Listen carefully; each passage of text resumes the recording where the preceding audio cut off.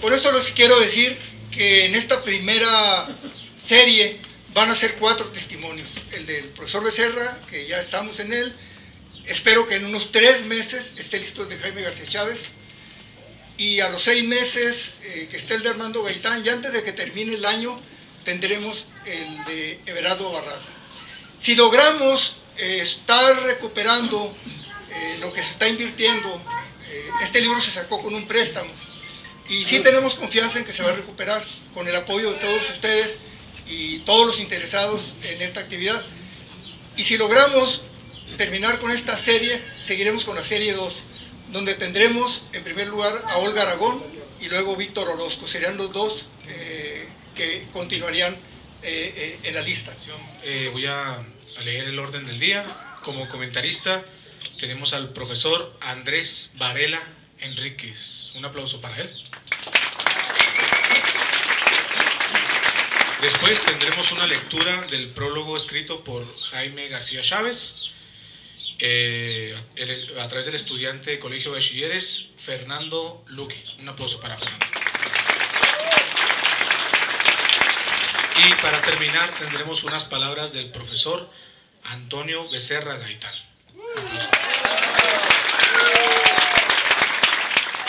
Para esta tarde y para comentar este libro, me permití hacer un comentario escrito para tratar de resolver ese sentimiento que normalmente tenemos cuando nos paramos frente a un público de no haber comentado todo lo que queríamos comentar, ¿no? Entonces, igual quizás termine sintiendo lo mismo, pero igual con un comentario escrito podemos mitigar un poco ese asunto. Así que voy a empezar. Espero sea de su agrado y pueda hacer provocaciones este texto. Antonio Becerra Gaitán, una vida en la insurgencia. Explicando su interpretación sobre el socialismo, escuché a Hugo Chávez plantear en una entrevista que la guerra es la continuación de la política, pero por otros medios. No es una frase de Chávez y él lo aclara. Sin embargo, con ella sugiere que si A es igual a B, entonces B es igual a A. Siguiendo esta lógica, tenemos que la política es la continuación de la guerra por otros medios. Antes de entrarle al contenido del libro que hoy tengo el honor de comentar, quiero decir que el hecho de que hoy estemos aquí, construyendo y siendo construidos por la historia del pueblo, reunidos y reunidas en este espacio de manera autogestiva, ya lo decía Jesús, constituye una resistencia. Es la resistencia política como estrategia ante lo que las derechas, hoy enquistadas en el aparato estatal, han venido haciendo desde hace mucho tiempo. Apropiarse de la historia, apropiarse de los conceptos, de las luchas, de las reivindicaciones y hasta el intento de apropiarse de la razón. Citando a otro de los clásicos, justamente esa es la doctrina de la derecha, la hipocresía. Por eso celebro el compromiso ético del maestro Jesús Vargas con la historia y las luchas del pueblo, que aunque hoy podemos leerlas en la autobiografía de un personaje imprescindible en la vida pública de nuestro estado y de nuestro país, el profesor Becerra, estas luchas no se adscriben a la figura de una sola persona, sino al pulso colectivo de la revolución social. ¿Por qué leer este libro? ¿Por qué quiero invitarles a leer este libro? Primero, porque la autobiografía del profesor Becerra, en su voz, puede ser la síntesis, una ventana para mirar la revolución social de las décadas más álgidas de la segunda mitad del siglo pasado. Y eso, para entender el escenario en el que hoy nos encontramos como pueblo chihuahuense, es imprescindible. En otras palabras, el diagnóstico más certero que podamos hacer hoy tiene que pasar por lo sucedido ayer. Debo decir que la perspectiva desde la cual hago estas interpretaciones tiene que ver con al menos dos cuestiones que atraviesan mi vida o mi historia personal. Una, ser oriundo de Ciudad Madera, crecer y vivir en ese pueblo revolucionario. Y también ser profesor normalista.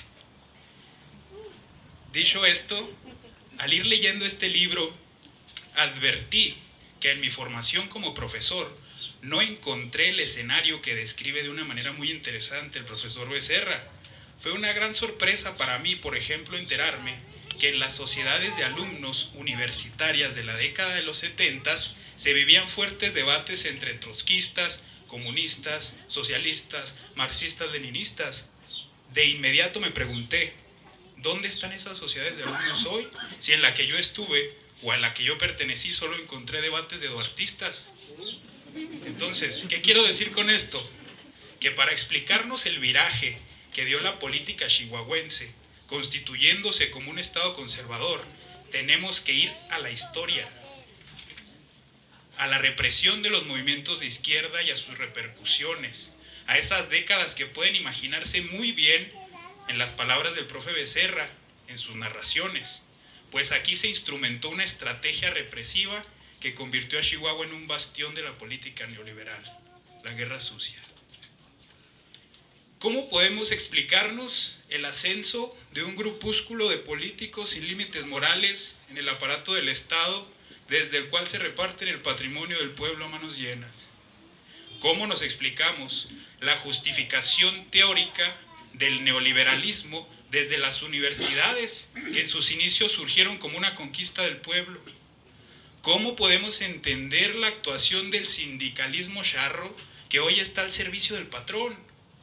¿Cómo nos explicamos el camino que han seguido la mayoría de los grandes medios de comunicación locales, que un día sí y el otro también violentan el derecho del pueblo a estar informado y al tiempo le pavimentan el camino a los políticos corruptos? ¿Cómo? Son preguntas que me hago, que nos hacemos, preguntas que pueden ayudarnos a construir un diagnóstico entre todas y todos, transgeneracional, que nos lleve a pensar estrategias efectivas para actuar hoy frente a esa dominación. Y aquí es donde este libro, esta autobiografía, es una posibilidad de escuchar a uno de los personajes que vivieron esa transición histórica. Es la posibilidad de escuchar a un personaje fundamental en las resistencias de las izquierdas desde su propia historia y desde su propia voz. Es cierto que somos hijos e hijas de nuestras épocas, y eso nos representa un obstáculo epistemológico, o en otras palabras, ser hijos de nuestro tiempo nos impide tener un panorama amplio de la realidad histórica de otros tiempos. Sin embargo, sabernos hijos de nuestro tiempo también es la oportunidad de entender nuestro papel en la historia. ¿Cómo podemos plantearnos la consecución de las luchas del pueblo? ¿De qué forma establecemos un puente entre generaciones y frente a la estrategia represiva del poder? Quizá así como hoy, construyéndonos colectivamente, organizándonos, interpretando y defendiendo la historia del pueblo, de nuestro pueblo. En las páginas de esta gran obra, uno puede encontrar los testimonios de un hombre que nos cuenta su experiencia como líder comunista, como defensor de las luchas campesinas, como profesor y compañero de lucha. En él leemos a un personaje con fuertes convicciones, que no duda tampoco en contarnos sus fallos, sus victorias y derrotas, sus interrogantes, e incluso la represión en carne viva perpetrada por el Estado y su intención de borrar todo acto de resistencia a un régimen corrupto. Leyendo esta obra, de pronto uno se encuentra realizando la difícil tarea de llenar las lagunas históricas que tenemos sobre la historia de nuestro pueblo. Lagunas que no se hicieron solas, sino que son producto de una estrategia orquestada local, nacional y globalmente. Así pues, no me queda ninguna duda de que este libro, la potencia de los testimonios del profe Becerra y la brillante pluma de Jesús Vargas serán de mucha ayuda en los pasos que demos hacia la comprensión de nuestra realidad actual y con ello plantearnos los más efectivos caminos hacia su transformación. Muchas gracias. El prólogo de Jaime García Chávez. Antonio Becerra Gaitán, Una vida en la insurgencia. Hablar de Antonio Becerra Gaitán en Chihuahua es compendiar más de 50 años de vida pública. Pero hay más, mucho más. Su brillante personalidad ofrece las múltiples aristas de un hombre de su tiempo, básicamente la segunda mitad del siglo XX, y de las décadas de la incierta centuria que corre vertiginosa. En el personaje se unen el hombre fuerte y recio con el ejercicio de la flexibilidad, el alegre maestro formador de generaciones desgranadas por todas partes y las simpatías personales que esto le prodiga. El militante que, probablemente sin ser consciente del todo, sintetizó las antónimas del viejo liberalismo con la luminosidad de la aurora socialista que al final no fue. El pertinaz cazador que renunció a las prácticas cinegéticas cuando sintió el llamado de lo vivo. Su profunda diversidad y la ya obligada conservación, el que privilegió la militancia con el dolor del sacrificio a las amistades. El líder partidario que en la aspereza de los antagonismos buscó asomar incomprendido por otras ventanas. Tuvo la vivencia de lo militar por sus relaciones familiares. Todos estos son rasgos propios de un escéptico al natural. Supo trabar amistades con pericia similar para ganar militantes, encontrando en esto no siempre un saldo favorable. Su voz grave estremeció a Chihuahua en medio de la plaza pública, cuando expuso que el amor por los demás no puede ser neutral, cuando va de por medio el crimen político que genera, digámoslo así, rencor del bueno. Ni la galanura, ni el deporte, ni el buen beber ni comer le fueron extraños.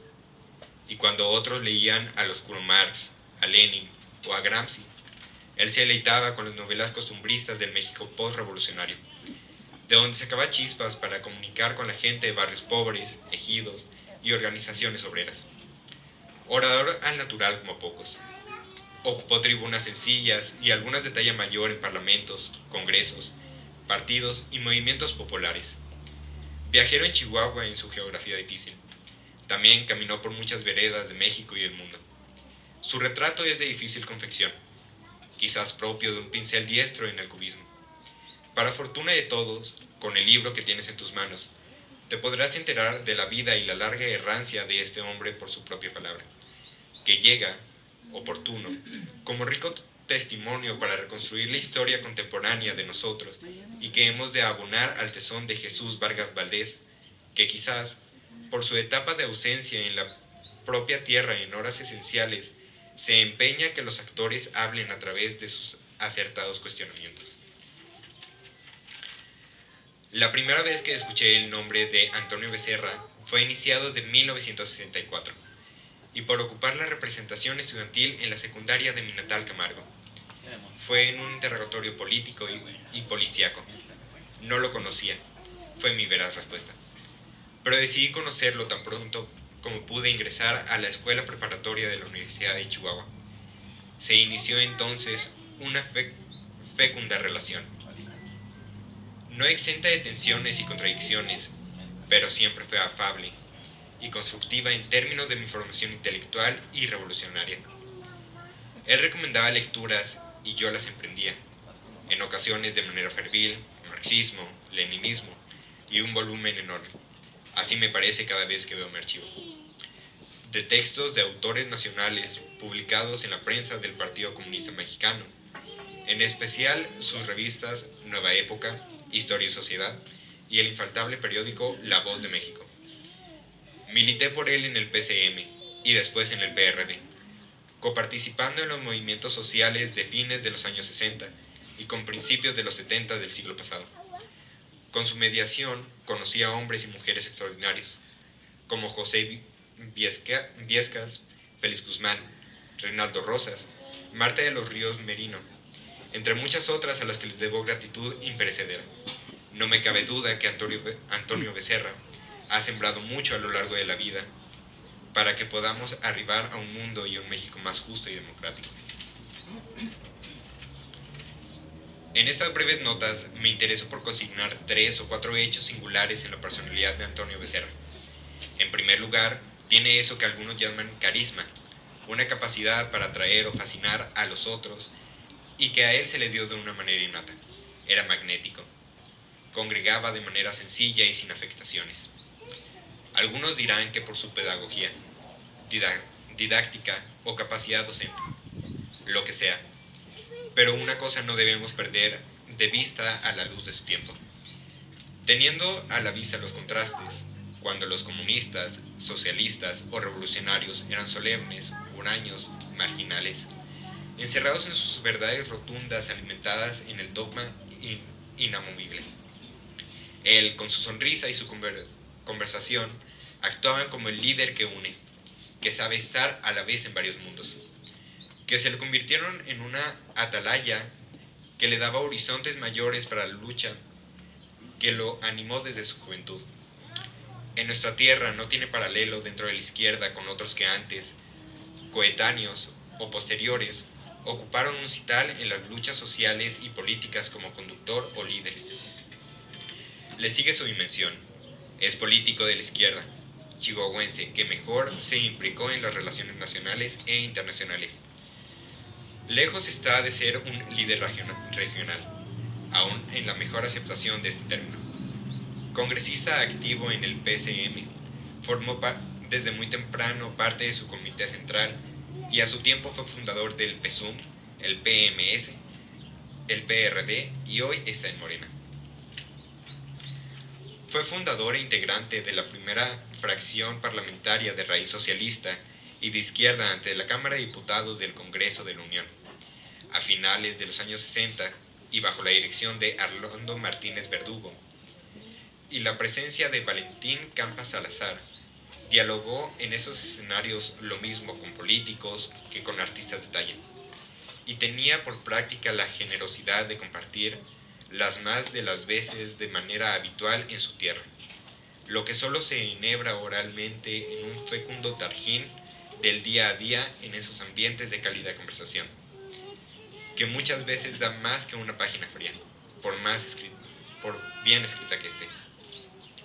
Antonio Becerra tuvo la experiencia extraordinaria de ser parte integrante de una comisión del PCM ante el Partido Comunista de la Unión Soviética, concretamente ante su dictador intelectual, el gélido Mijaíl Suslov, para explicar el porqué del rechazo de los comunistas mexicanos a la intervención del Pacto de Varsovia contra la Primavera de Praga, encabezada por Alexander Dubček, el histórico año de 1968. Los comunistas nacionales defendieron el socialismo con rostro humano y dijeron en Moscú que su postura era justa, y la respuesta que recibieron fue: la nuestra es la marxista. Tiempo de nomenclaturas, gerontocracias, burocracias fosilizadas, decadencia, de ceguera, que lastimosamente se prolonga hasta la Ucrania de hoy. En sus viajes por el mundo socialista, pudo advertir lo que ahora está claro en más de un sentido. Cuando Gorbachov llegó al pináculo del poder, Antonio Becerra supo que estaba pronto por escribirse un colofón que sintetizó así: entre la realidad y la utopía no se favoreció a esta última. Y entonces, para Antonio Becerra, se abrió la ruta democrática como la convicción más fuerte, lo que llevó a ser candidato a la gobernatura de Chihuahua en 1986, y fue tan audaz que disputó por la candidatura presidencial en 1988, el inequívoco momento de quiebre del viejo utilitarismo mexicano. Luchar por la democracia tenía más filo que abogar por la dictadura del proletariado. Vivir todos los días en medio de estos contrastes, que fue su fortaleza y su debilidad, seguramente como nos pasó a muchos en esa breve etapa. Desde antes de ese tiempo, un hombre con esta complexión muy pronto se puso en la mira de la represión, y por eso fue víctima de una desaparición forzada en octubre de 1969, de la que el pueblo de Chihuahua no solo lo recuperó para regresarlo a la libertad y reinstalarlo en la vida social, sino que le salvó la vida misma.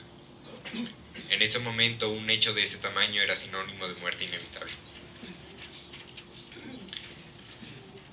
Siempre tendré como timbre de orgullo haber luchado contra esa barbarie en los tiempos del presidente Gustavo Díaz Ordaz y el gobernador Óscar Flores Sánchez, cuando en unos cuantos y brillantes días de gesta cívica, al lado de Reinaldo Rosas Domínguez y Sergio Granados Pineda, sin descanso en jornadas de 20 horas diarias, vertebramos un movimiento social de rescate que trajo de nuevo a la ciudad de Chihuahua al ciudadano Toño Becerra. Entonces, como ahora, queríamos que la dignidad de un revolucionario, un opositor, un demócrata que resiste, no fuera vulnerado por el poder. Sosteníamos que liberarlo, darle un aliento de vida, era la base y premisa que no se tocaría a nadie. Con él lo lograríamos. Lamentablemente, en otros casos, no sucedió lo mismo, y como se sabe, se perdieron muchas vidas.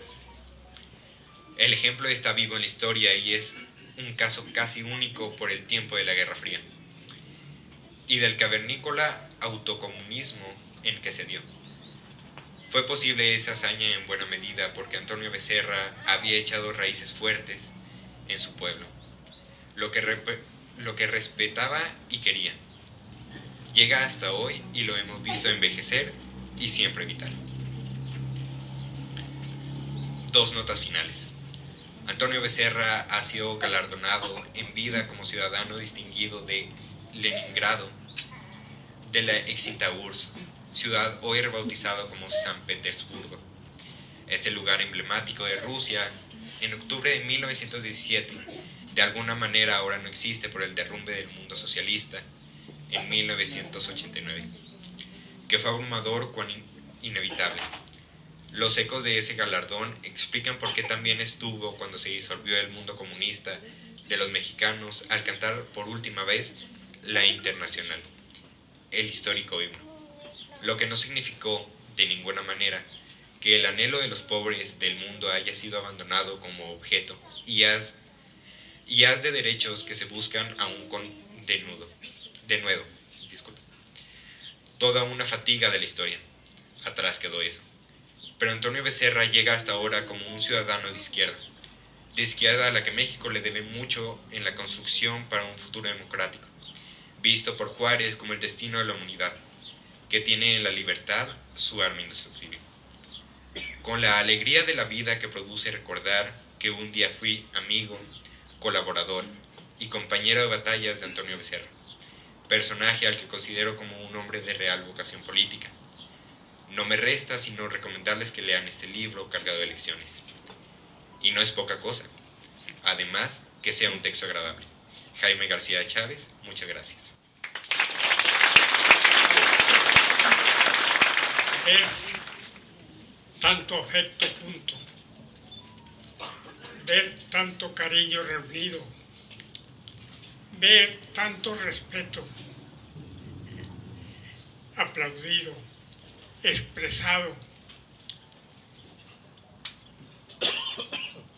ver caras de hace 20, 30 o más años es para mí un motivo más de orgullo, de satisfacción, de anhelos, verlos a ustedes aplaudir a un viejo político que ya no tiene que ofrecer más que su experiencia y la palabra del aliento, del ánimo, para que los jóvenes que tengan, como yo lo tuve, la oportunidad de conocer este mundo de la izquierda, de la política de izquierda de México, puedan encontrar en este libro algún consejo, alguna palabra de aliento, algún ejemplo a seguir, no tanto por el que dicta o platica con Jesús Vargas el camino largo de su propia vida, pero de todas maneras estar junto con ustedes ahora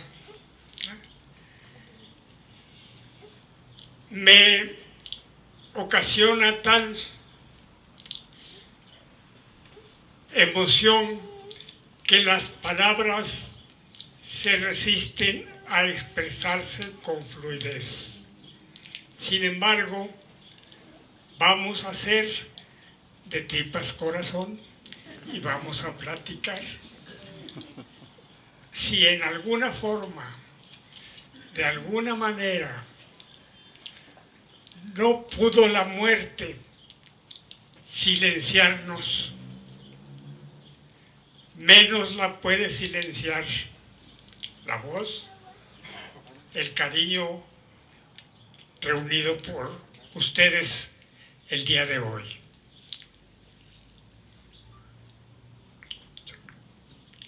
Debo de decirles que yo escogí este día para que se hiciera la presentación del libro. ¿Por qué? Porque cumplo 90 años.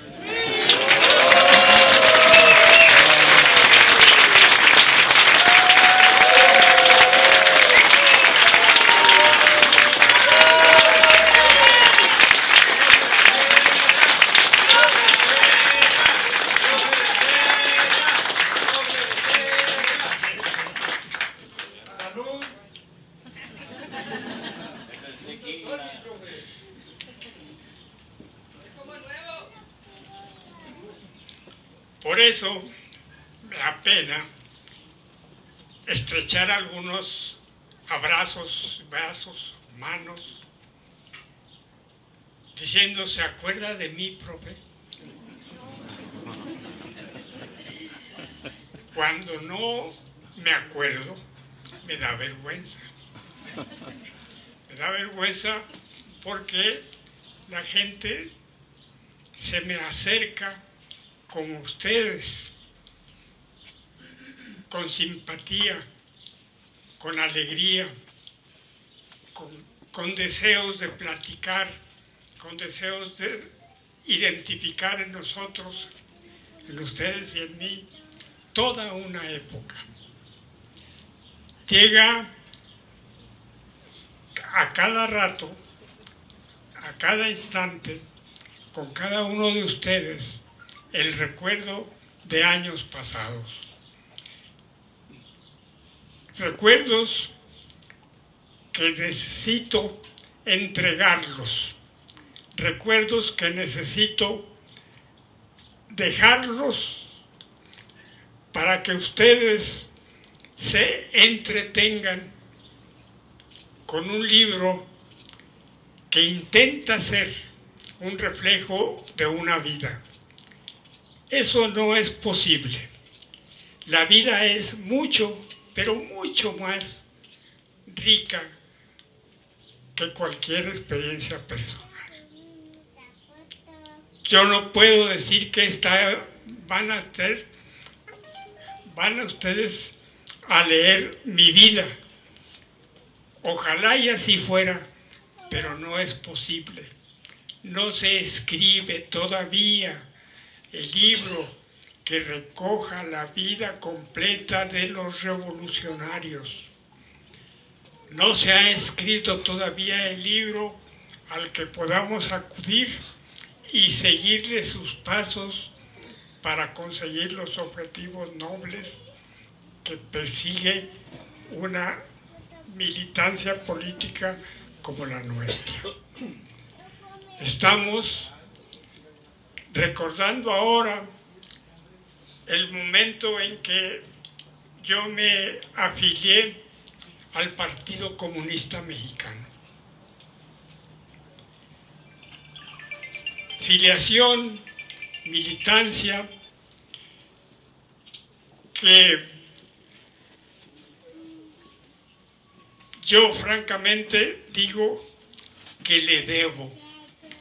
Me voy a ir, pero le quedo debiendo a esa militancia el orgullo de ser mexicano, de ser obrerista, el orgullo de ser revolucionario. Me voy, pero dejo esas notas en este libro que nos hizo el favor Jesús Vargas de convertirlo en una larga charla que tuvimos domingo a domingo. Una charla que los dos estuvimos de acuerdo en que la única condición que le pusiéramos a la entrevista es que no tuviera límites.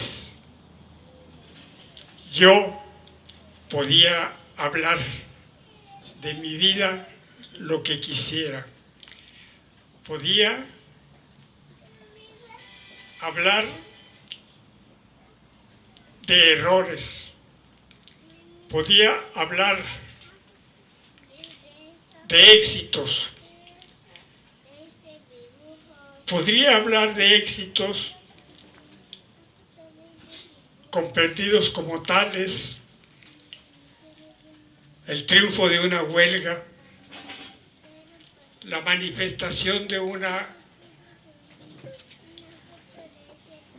marcha,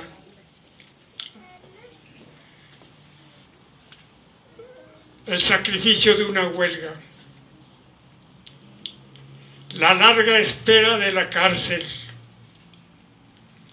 el temor de ser fusilado o de perder la vida.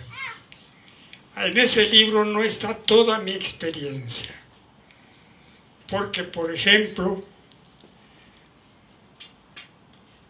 yo estuve 2 veces a las puertas de la muerte. Una, la primera vez en el gobierno del general Giner,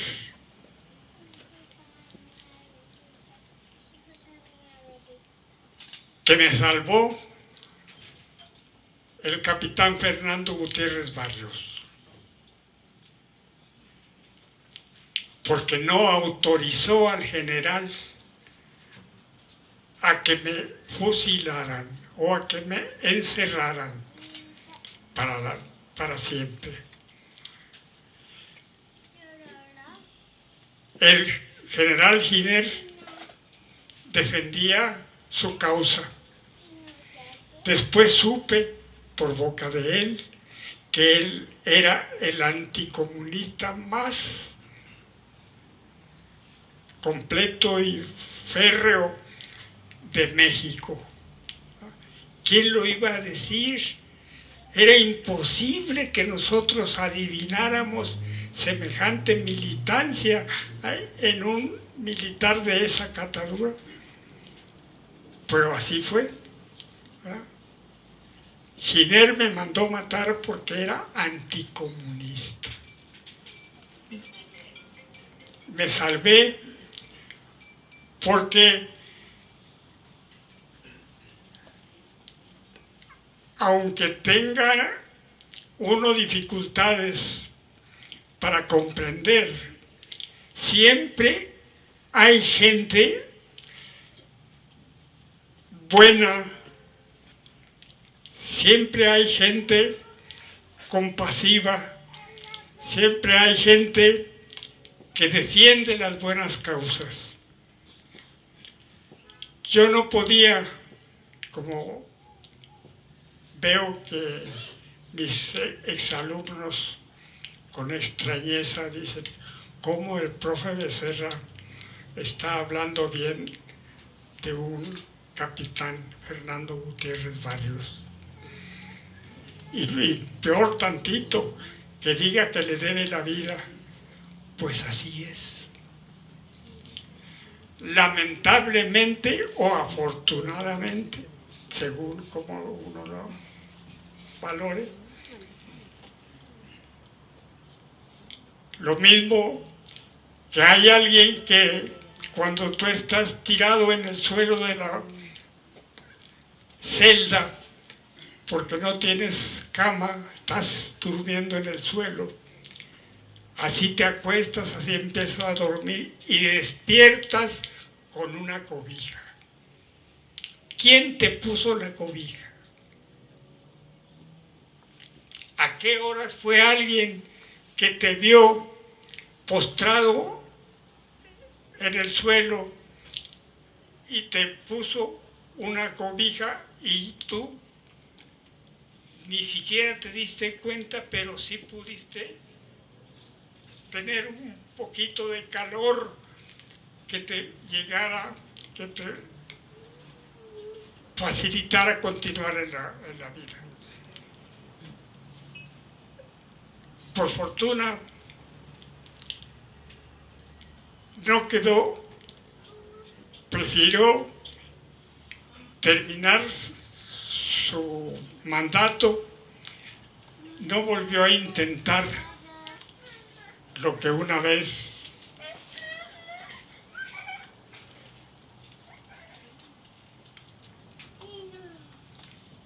gracias. La otra ocasión en que mi vida estuvo en peligro fue durante el gobierno del licenciado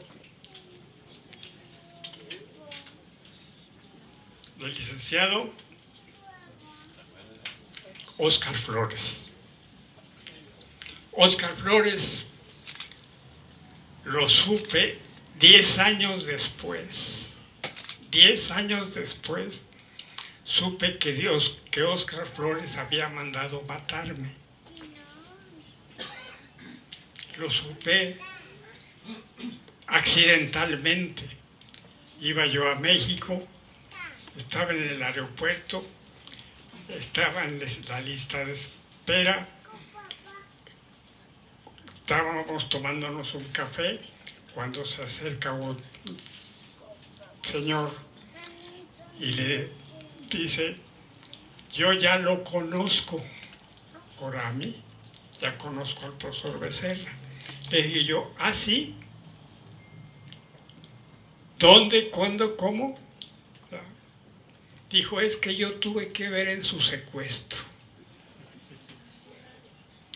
Ah, pues por favor, cuénteme esa parte de la historia porque yo no me sé más que el 50%. Dígame. Ya me contó algo de lo que yo ya sabía, ¿verdad? De la tortura, de esto, de lo otro, problemas. En este libro a lo mejor no tienen la posibilidad de ver reflejado en él la vida real de los militantes de izquierda. No van a encontrar quizá la verdad sobre los famosos comunistas. Todavía hoy vemos de tarde en tarde que a alguien se le ocurre alertarnos de cuidado con el comunismo, porque ahí viene López Obrador y es comunista, ¿verdad? Y como ese, otros dicharachos más, ¿verdad? Esos 2 instantes en mi vida, porque fueron los que en la segunda ocasión estuve en el campo militar. En el campo militar. Ahí tuve la desgracia de sufrir la tortura los golpes, la vejación, el insulto, la degradación más completa, pero tampoco, aquí me tienen, ¿verdad? Tampoco me tienen aquí.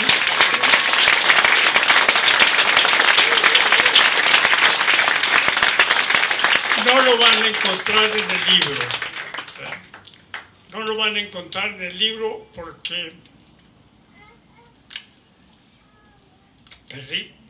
permíteme, Jesús Vargas, no lo van a encontrar en el libro porque lamentablemente el libro tardó más de 10 años,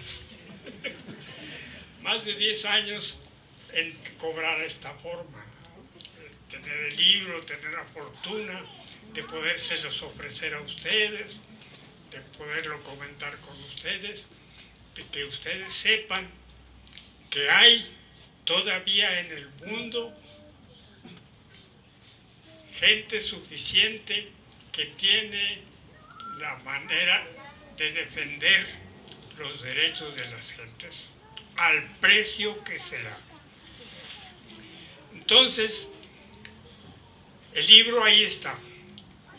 Yo quiero que el libro sea un sujeto político, no que esté en una gaveta, en un librero, en nuestro. Quiero que esté en las discusiones, que se discuta ahí a ver si es cierto que la democracia es la antesala del comunismo y que para que esto suceda todavía tenemos que transitar muchos años por un régimen que no es la antesala del socialismo, ¿verdad?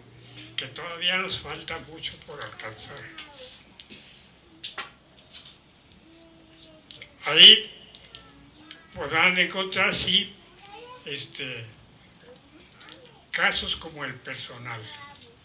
Cuando yo era estudiante del Colegio Palmore, fui comisionado para dar el discurso de graduación. Y cuando terminé de hablar, al bajar del templete, una mano y un abrazo, me dijo: muy bien, joven, no le hace que digan que somos comunistas. Como si me hubieran echado pimienta en la espalda. No le hace que digan que somos comunistas. Yo no sabía qué era eso. Yo estaba en curso comercial en el Colegio Palmore, que está lejos como la gloria de estar en la realidad. Y me dijo: no le hace que digan que somos comunistas. Entonces, allí el profesor Cepeda me ofreció trabajo como profesor de contabilidad en el Colegio Palmore, y entonces yo tuve tiempo para relacionarme con los libros y poder a ver qué era el comunismo, ¿verdad? Y leerlo, a ver qué. Pues no le entendí. Lo cerré, lo puse donde no debía de estar y me seguí yo con mi contabilidad, cargo y abonos y esas cosas. Entonces, pero ¿quién iba a decir que andando el tiempo yo iba a ser miembro de ese partido que una vez dicho como comunista yo no entendí de qué se trataba? Es posible que todavía no se termine de entender. Mi entender a lo mejor todavía no da para tanto, de saber qué es el comunismo, cuando este está todavía años luz de ser parte de nuestra vida en la tierra. Quizá no llegue yo a tener la fortuna de ver ese tipo de sociedades entre nosotros. Ustedes quizá van a encontrar ese momento. ¿No le hace que digan que somos comunistas? Pues reflejado en cada una de las páginas. Ahí en el libro hay narraciones a propuesta de Jesús Vargas sobre mis motivaciones para militar en el partido y para hacer estas propuestas y estas otras, ¿verdad? En fin, el libro está lleno de aspiraciones, de experiencias, sí, pero está lleno también de esperanzas. Yo creo que este libro va a provocar que se aparezcan otros libros, porque algunos comunistas o algunos interesados en saber qué es esto podrán verlo y encontrar en un militante del Partido Comunista que fue candidato a diputado en 1960, que fue candidato a gobernador, que fue precandidato a la presidencia de la República, que fue un activista en el medio político de nosotros. Pero de todas maneras, léanlo con el interés que se desprende de una narración que no tiene más interés que decir: esto viví, esto pensé, así vi la vida, así vi el trabajo, así vi el magisterio, así vi, en fin, cada una de las tareas en las que nos desenvolvemos. Les va a ayudar el libro, entreténganse tantito, léanlo y también hagan uno con ustedes para que se estremezcan como hizo Jesús Vargas, que me estremeciera yo cuando nos pusimos de acuerdo. Y la única condición es: no va a haber asunto que no lo pongamos aquí. Yo no puse pero en la plática de Jesús Vargas. Él me preguntó, él comentó lo que él quiso que yo comentara y que quedó, yo digo, satisfecho, aunque no de acuerdo. Pero bueno, ahí está. Muy amables, muchas gracias. Vamos a seguir así.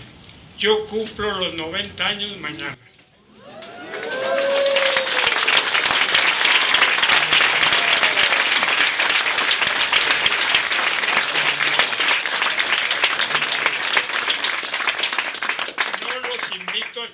Otra, porque ya no me alcanza.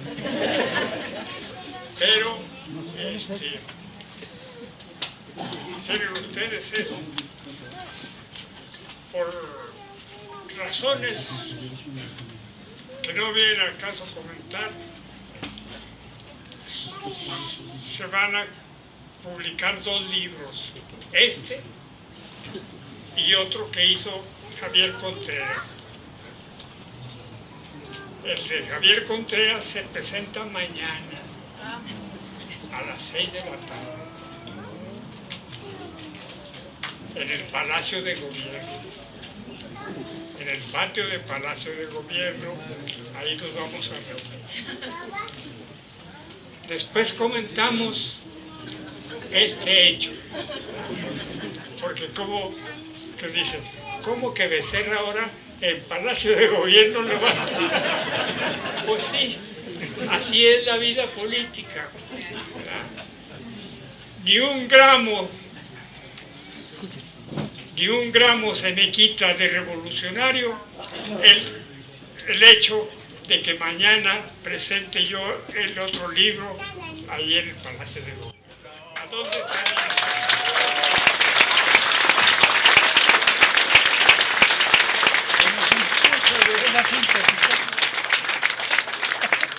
Muchísimas gracias.